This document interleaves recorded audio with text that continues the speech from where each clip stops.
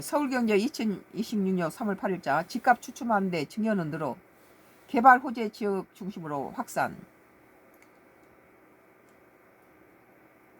지난달 서울 경기 1월 비교해서 15% 13% 상승했고 강남 3구 비중은 24에서 23.5%로 하락했다. 지난달 서울에서 아파트 등 집합 건물, 빌라 다세대 오피스텔 등을 포함해서 증여한 인원이 1월보다 15% 이상 늘었다. 오는 5월 9일 양도소득세 증가 유예 종료를 앞두고 집값이 추춤하고 시장의 불확실성이 확산되자 매도 대신 증여를 선택하는 움직임이 계속되는 양상이다. 8일 법원 등기정보광장에 따르면 2월 서울에서 소유권 이전 등기 증여를 신청한 인원 981명으로 전월 851명 대비 15.3%가 증가했다는 거예요. 정부에서 이제 세금 때리고 이러니까 자식한테 넘겨줘 버리는 거죠. 경기도 역시 같은 기간 794명에서 898명으로 13.1%가 늘었다. 2월 전국 집합건물 증여인은 3,577명으로 1월 3,391명보다 186명 5.5% 늘어난 가운데 서울 경기 증가세가 사실상 전국 상승분을 모두 차지한 셈이다.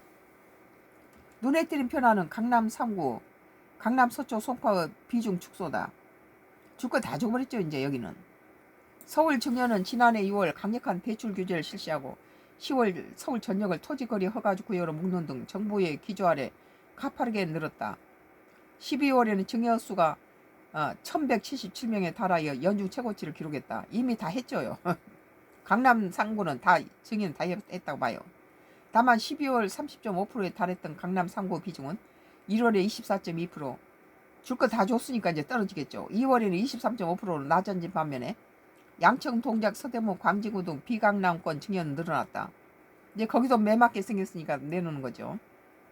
강남 3구에 집중됐던 증여가 다른 지역으로 확산된 셈이다.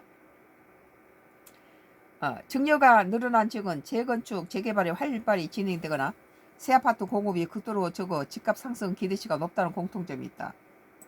파는 것보다 자식을 주는 게 낫겠죠. 양도세 증가가 부활해 세 부담이 크게 늘어도 집값 상승세가 손실을 만회해 줄 것이라는 판단한 집주인들이 증여를 선택한다는 뜻이다. 실제 목동 신시가지 아파트 재건축이 가시화된 양천구 경우 올해 1월에서 2월에만 148명이 증여를 선택했다. 지난해 같은 기간 46명보다 3배 이상 늘었다. 경기도의 대표적인 반세권 반도체 산업단지와 가까운 입지인 용인시 처인구의 증여는 월 20여 명 수준에 지난달 80명으로 급증했다. 다만 전문가들은 지금이 증여에 딱 유리한 시점은 아니라고 조언했다. 최근 강남 3구를 중심으로 집값 하락 기조가 나타내고 있는데 증여세는 증여 시점의 시가를 기준으로 세금이 산정돼 집값이 내려갈수록 세부담이 줄어든다. 박풍호 사무소는 대표는 토지거래 허가 구역 내에서는 절세 수단이 될 수 있는 부담부 증여, 전세금 대출 등 채무도 승계하는 방식이 사실상 막혀있기 때문에 일반 증여를 진행해야 하고 이 경우 세부담이 상당하다며 절세와 상관없이 증여를 계획한다면 조금 더 시기를 늦춰도 나쁠 것이지 않을 거라고 조언했다. 전세 안고 사는 게 나은데 그걸 못하게 갭 투자를 막으니까 그렇게 되는 거죠.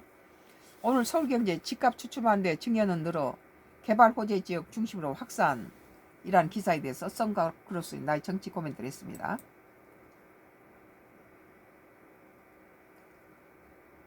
뭐 아까도 얘기했지만 뭐